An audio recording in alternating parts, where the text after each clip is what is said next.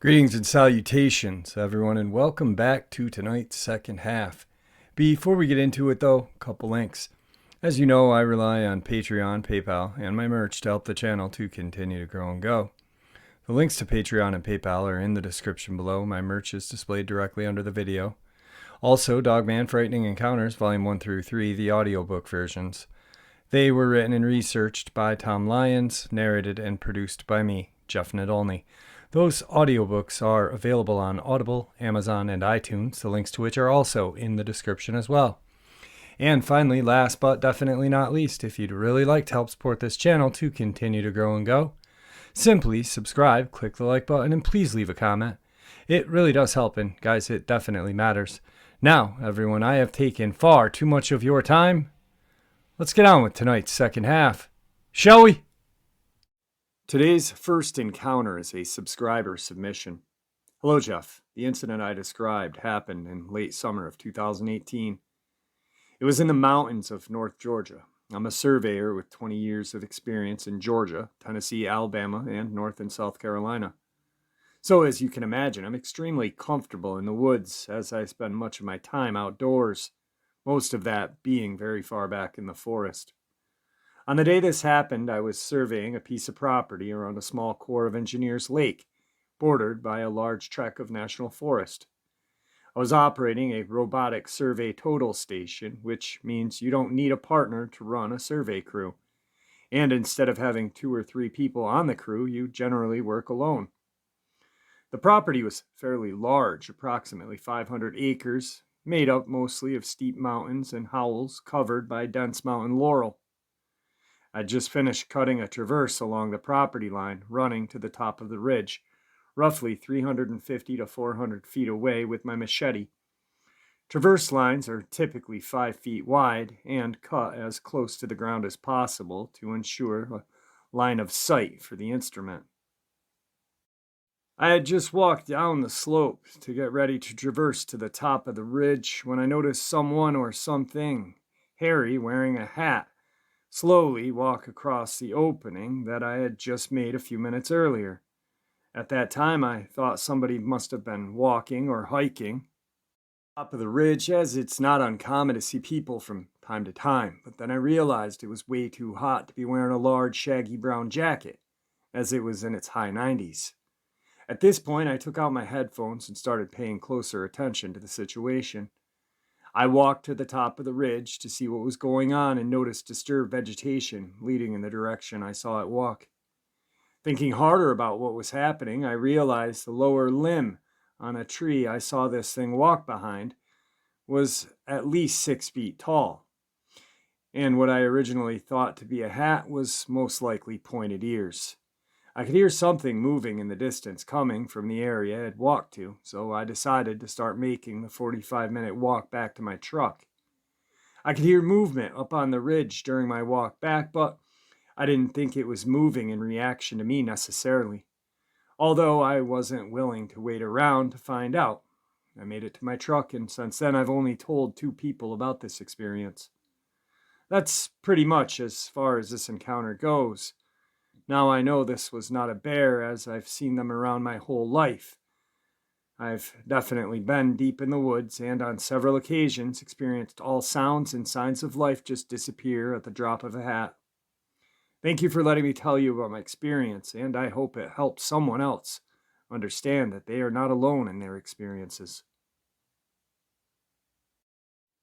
So after the subscriber reached out to me, asked about a case of a surveyor that went missing back in 2002. I thought he was talking about Nancy Shaw, the Georgia doctor, but no, he was talking about this case.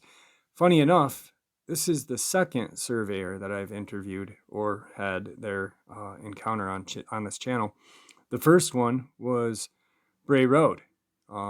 He was in the area of Bray Road, and he actually saw one of these creatures in a kind of a refuse pit, I guess. But yeah, so But this is the case that he was referring to, and I'm going to share a little bit of the information so he can hear it and you guys can as well, because this case happened roughly around where he was. I mean, give or take a few hundred miles, but these things can travel. They are nomadic. They don't just settle down and build a fort and live. They are constantly moving. The case of Christopher Tompkins takes some strange turns. Many believe this supernatural element or otherworldly component. So this missing persons case gets quite interesting. January 25th, 2002, Christopher Tompkins was a 20-year-old young man living with his mother, working for a surveying company. His mother knew the owner of the surveying company. She babysat his children. Christopher arrived at work at 8 in the morning, left his car at the office, and rode with a co-worker to their job site that day in Ellerslie, Georgia. They were working on County Line Road in Ellerslie, part of Harris County. 4 men were working in line formation, with Christopher being at the end of the line. Each surveyor was about 50 feet away from the next in line. The men took a lunch break and got back to work. One of the co-workers was having a conversation with Chris at one point. He looked away from Chris to complete a task, and about a minute later said something else. When he got no response, he lifted his head up and looked in the direction where Chris was. But there was no Chris. Initially, he thought he may have stepped into the trees to use the bathroom. He called to him a few more times. There was no response. He let the other workers know, and together they walked down where Christopher was. With still no answer, they discovered Christopher's work boot hanging on top of a barbed wire fence and all his work tools on the ground, but no Christopher. After not being able to find him, they called 911 to report him missing. The police advised that they could not investigate until after a 24-hour period of time had passed. Christopher's mother was notified that Christopher was missing around 4:15 p.m. She questioned why it took so long for someone to let her know what was going on. The next day, after the required 24 hours had passed, the police conducted an area search. Near where the boot was found, they found a blue piece of fabric that matched the material of Christopher's work pants. They also found 12 cents on the ground right underneath it, as it had fallen from his pockets. They would find nothing else. The co-workers were questioned, although the police publicly stated they believed Christopher had just walked off. One co-worker obtained an attorney a week after, although no one is sure why. Christopher's mother believes the co-workers know more than what they are saying, and she also believes that Christopher is no longer alive and met with foul play. 5 months after his disappearance, a local farmer was walking his property and finds a lone boot in the swamp at the edge of his land. This boot would be identified as Christopher's, and it is determined to be less than a mile from where the spot was where he disappeared from.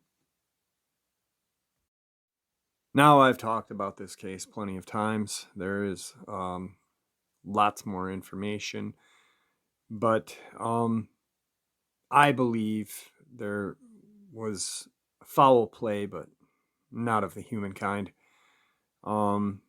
I believe the men were all lie detected, even though that is inadmissible in court. It still is somewhat valid. But we're talking 20 years. If someone did something like, a heinous crime against Christopher, in 20 years, something would come out. We all know how humans are. We talk. I believe that it was either a Dogman or a Sasquatch, and he met his end too. Some people speculate on portals, which is a very good theory. I mean, actually, at this point, any theory is a good theory. So that is the case that the gentleman who shared his encounter with us was talking about. I just wanted to share this so he could kind of get familiarized with it a little more and do some Google searching or DuckDuckGo searching on his own. Today's second encounter is a feral human encounter. I'm a hunter. I like to hunt wild boar specifically. Though I've been deer hunting and have been known to go turkey hunting for Thanksgiving, I mostly hunt boar. For those of you who don't know, boar are a big problem in the United States. A sow can have 2 litters a year, and it's not uncommon for a litter to consist of 10 or more pig. Given that pigs eat anything and everything, it's not hard to see why the Department of Fish and Wildlife makes it legal to hunt them with almost no restrictions. In my state, it's illegal to hunt most large mammals with night or thermal vision scopes, with the exception of boar or coyote. I've been saving for a year, mostly fun money. It's hard to explain to your wife that a scope that costs literally twice as much as the rifle I was mounting it on is worth it. But I did it. I took it to the range, sighted it in. There was an area that was peppered with boar activity that I knew would be perfect for a night hunt. It was easily accessible with my truck, with easy to find spots that I could set up in that overlooked a large, easy to navigate clearing. The night started uneventfully. Most of my time I was tinkering with my new toy, cycling through the settings. I was a little impatient. I had spotted multiple deer, but they were out of season, and like I mentioned, my current setup was not legal for deer. I moved to another spot I had seen earlier, and it wasn't much better than the first, but it gave me something to do and a new angle to look around with my new scope. After an hour or so of glassing the area, it dawned on me. This spot doesn't have much animal activity at all. No rabbit or owl. The deer I had seen were hundreds of yards from where I was. Why was this pocket of land so dead at night but lively in the day? I'd set up around 10 p.m., and it was about 2 in the morning when I started to think about packing up, maybe setting up a target before I left and taking some practice shots. I heard a crunch come from the direction I came from before. I planned my scope over and saw a silhouette of a small bear pushing through the brush.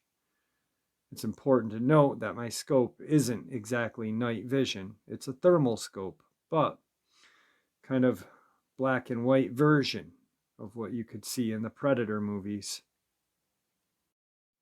I adjusted my range and zoomed in a little. I remember jolting a little when I saw that it wasn't really a bear, it was a man. Because he was so low and hunched over, I thought I was looking at a young bear. Is it the game warden? It couldn't be. I would have seen his headlights come up the road where I was perched. And where would he have walked from? I was 30 miles away from anything and on public lands. I was about to call out when I adjusted my sights and noticed he was naked, no shoes, pants, or anything. I remember being disturbed by his movements, almost like a squirrel or something, twitchy, grabbing at the foliage, sniffing around and palming the tree. Was that my tree, the one I had been leaning against earlier? The thought terrified me. Could he smell me?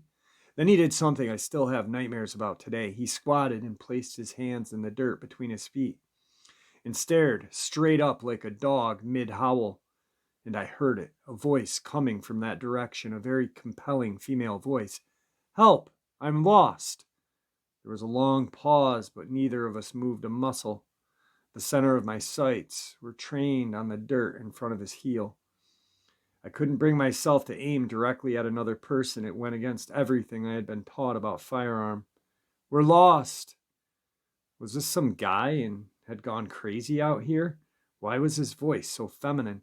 "Help, please, I can't walk," the voice called out.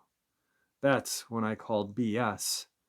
Not only could he walk, when I first saw him, he was traversing the land with ease for a naked person. So good I mistook him for a bear. That's messed up.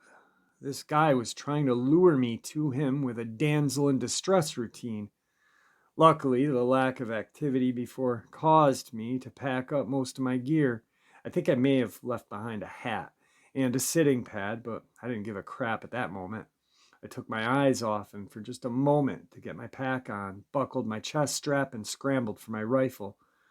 To my horror, he was in the same position, but his face was staring in my direction, and I swear I saw him smile.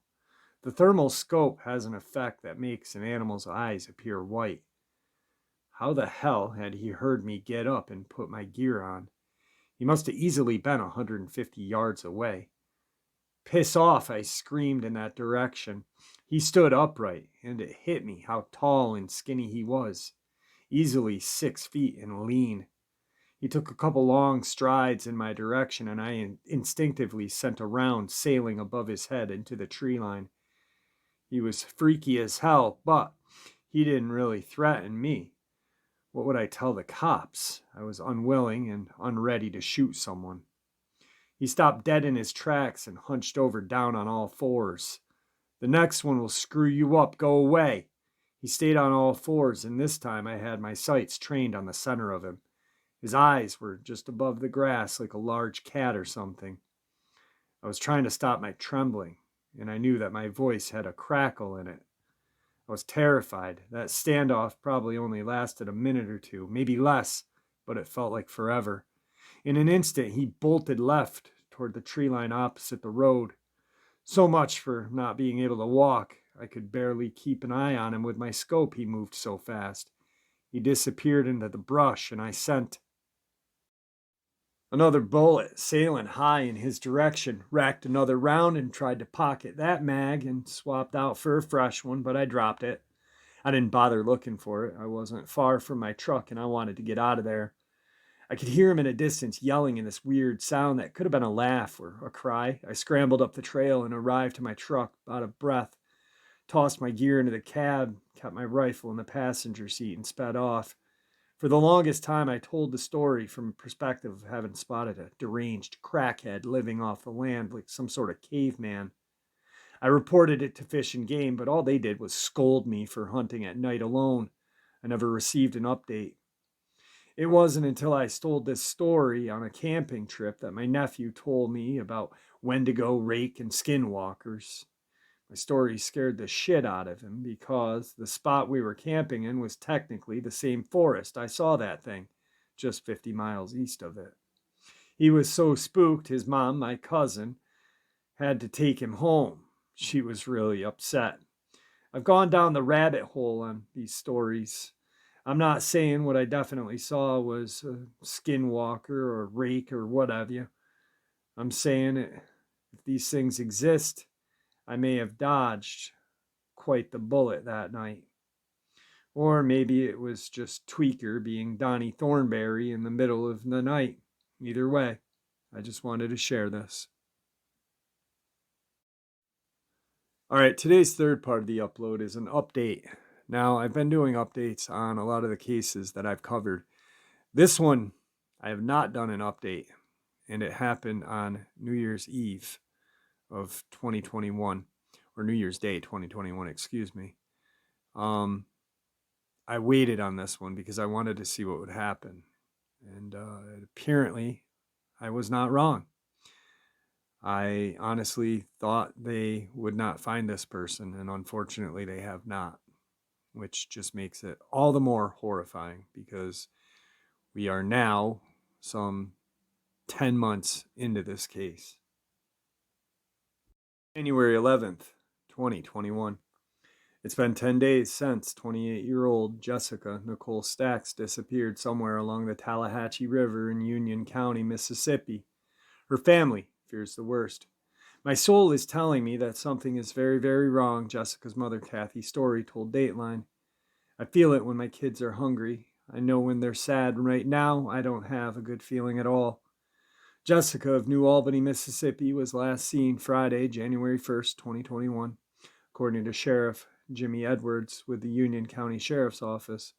Jessica's boyfriend, Jerry Wayne Baggett, told law enforcement officials that he and Jessica had launched their boat in the river near County Road 46 Bridge in the early morning hours of New Year's Day.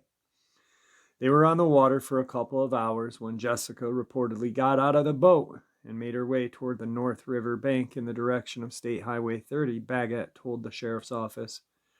Her purse and car keys were left behind, he confirmed.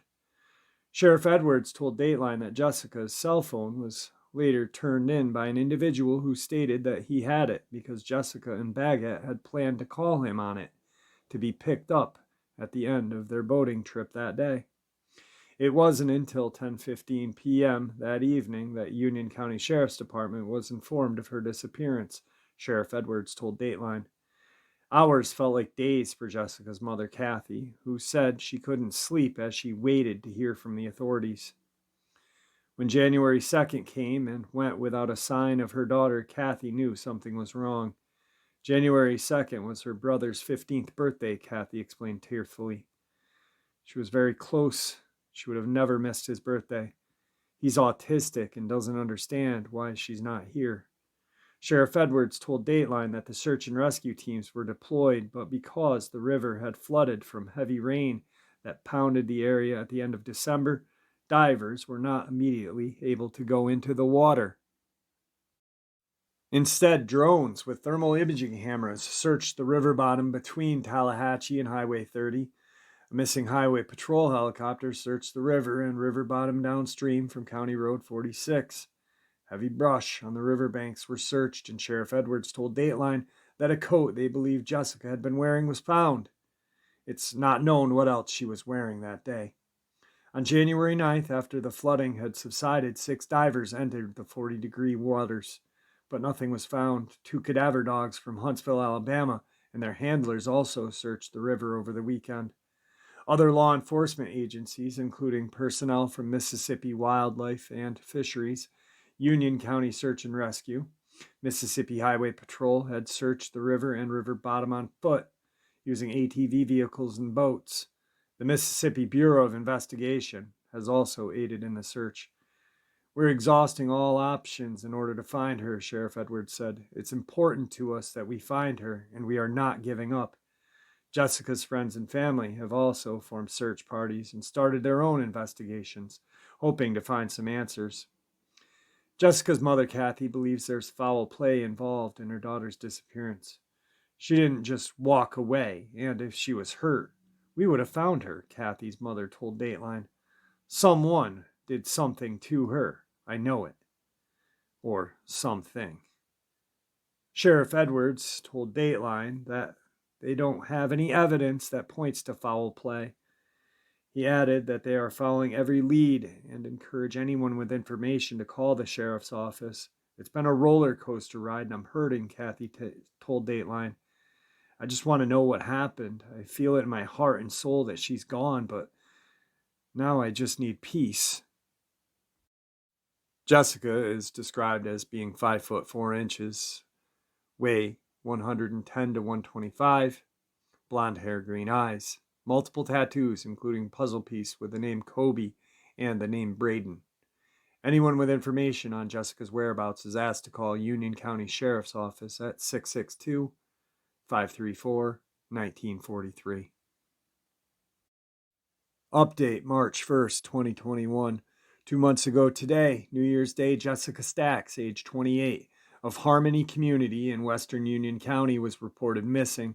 Stacks was said to have gotten into a boat on the flooded Tallahatchie River with Jerry Wayne Baggett, age 45, early that morning.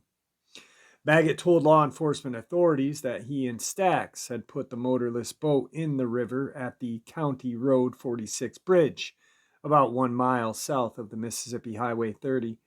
Union County Sheriff Jimmy Edwards said he was told that Willie Stinson, a Union County resident, helped Baggett and Stacks put the boat into the water. According to Baggett, he and Stacks had been floating downstream only a short while when Stacks said she wanted to get out of the boat and walk out of the river bottom to Highway 30. Baggett said he let Stacks out of the boat on the right north bank of the river. The river bottom was flooded at the time, and Stacks would have had to wade through the floodwaters to get to Highway 30. Baggett said after letting Stacks out of the boat, he went downstream some distance and got out of the river on the left bank. Although Baggett said Stacks got out of the boat sometime Friday morning, it was 10:15 p.m. that night before she was reported missing. Union Sheriff's Office and a 25-member Union County Sheriff Search and Rescue team started searching immediately. During the 2 months since New Year's Day, the search for Jessica Stacks has included not only Union County law enforcement and emergency personnel, but many other resources. Law enforcement efforts have been hindered more than helped by extensive speculation on social media, specifically Facebook, individuals claiming to know something about happened to Jessica Stacks have posted their theories and speculations on Facebook, sending law enforcement officials on wild goose chases following fruitless leads. Union County Sheriff Jimmy Edwards told NE Miss Point News yesterday that someone posted something on Facebook on Saturday, February 20th, saying they know where Jessica Stacks was buried. Deputies checked on this person who knew where Jessica was buried, but no usable information resulted. Then on Sunday afternoon, February 21st, someone called saying they were riding an ATV and saw a body under a rocky ford bridge. The caller was told to stay at the scene, and county deputies raced to the scene on dangerous blacktop roads.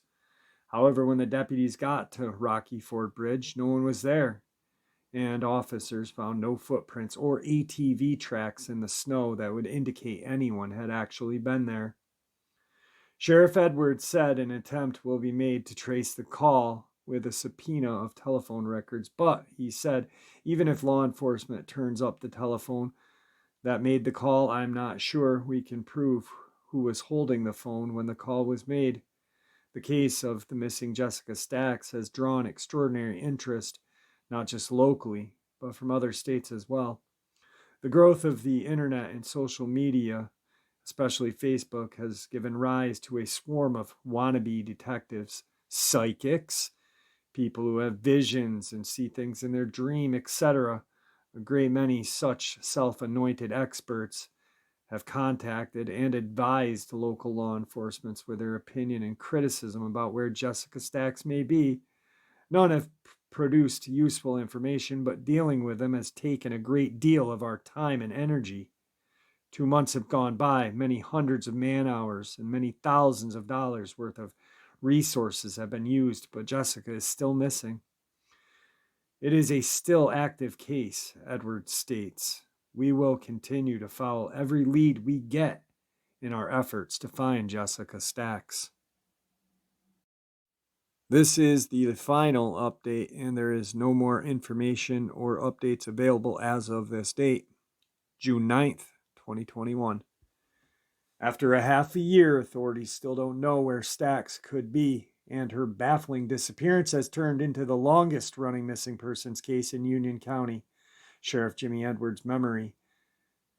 Edwards' memory goes back a long way as well. He's been sheriff since 2012 and has been involved in local law enforcement since 2000. No charges have been filed in connection with the case. Authorities have run down every lead they have had. The case has turned cold. It was publicized everywhere, and we followed up on an awful lot of stuff that later proved to be dead ends. Anyone with information about the case is asked to call the department. Jessica Sweenor Stacks, 28, was reported missing just after 10 p.m. Friday, January 1st. Stacks and a male companion launched a boat in the Tallahatchie River Friday morning, January 1st, at County Road 46. The two apparently planned to float downstream on the little tin boat. When the water was high, people often shoot wild hog from the river. It's unclear if that's what she and her male companion planned on doing. Stacks later got out of the boat, and authorities were notified about 10 p.m. that night after she failed to turn up.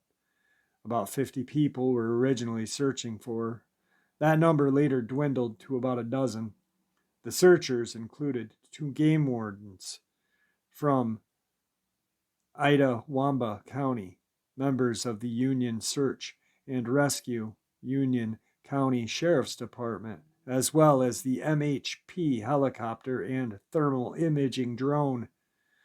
Authorities searched until around 3 a.m. January 2nd, then resumed the search the next morning into the night, and on Sunday, officials searched all day until dark.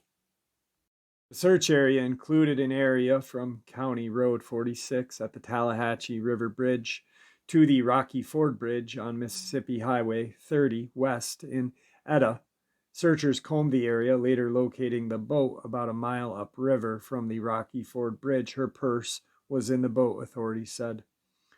Sheriff declined to identify the man she was with. Stacks left several footprints behind near the river. She hasn't been seen since leaving that boat. Her boots were later found. They had been cut off of her. Her coat and gloves were found near her boots. She did not have a cell phone with her at the time she had left the boat. It was later located and turned in, Edwards said. Stack's 3 children are now being raised by a relative in Texas, the sheriff concluded.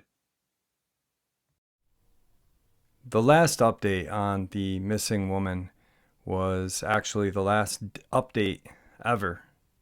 And she's still not found. No foul play. And it's a very strange case. And, well, it's a tragic case. Because the last 2-3 sentences with her children not being able to have their mom. Imagine starting a whole new year fresh like that. Those poor kids. Anyway, I hope you all enjoyed tonight's upload as much as I enjoyed sharing it with you. Please, everyone, stay safe.